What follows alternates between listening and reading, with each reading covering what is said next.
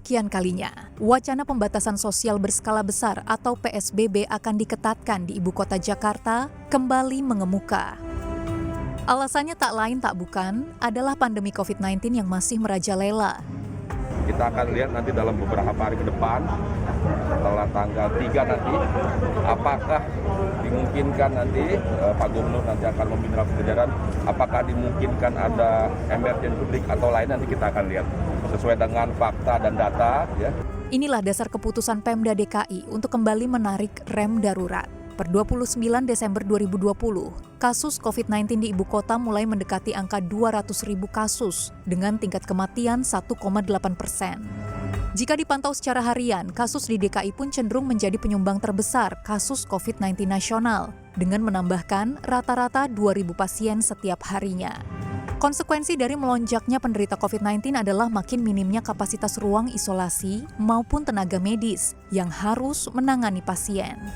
Lihat misalnya di rumah sakit darurat Wisma Atlet sekarang sudah tidak menerima lagi pasien yang tanpa gejala, jadi hanya menerima yang dengan gejala, sementara yang tanpa gejala direkomendasikan untuk dirawat melalui isolasi mandiri atau di tower di Pademangan. Dapat diduga, kebijakan PSBB di ibu kota yang memegang porsi 18% PDB nasional akan kembali menjegal pemulihan ekonomi. Dalam jangka pendek ini akan membuat adanya sebuah sentimen yang kurang bagus, membuat pelaku pasar sedikit berhati-hati.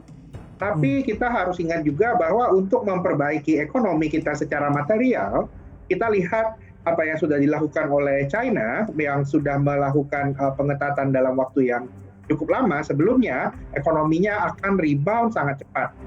Sebab selama PSBB berlaku, maka jam operasional transportasi umum, perkantoran hingga pusat perbelanjaan akan dibatasi. Belum lagi dengan adanya pembatasan jumlah orang yang berkumpul dalam satu ruangan. Tidak menutup kemungkinan, PSBB akan kembali mewajibkan anak sekolah dan mahasiswa untuk melanjutkan kegiatan belajar dari rumah.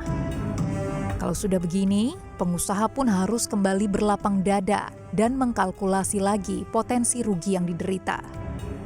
Kalau semakin lama penularan COVID ini semakin bertambah, tentu ya psikologi kami pasti terganggu, ya, karena bagaimanapun yang namanya kita pengusaha ini kan butuh suatu kepastian dalam arti kata bahwa kalau batasan-batasan pergerakan manusia kemudian juga bisnis kita ya masih belum bisa leluasa, nah tentu ini dampaknya kepada masa depan daripada usaha kita.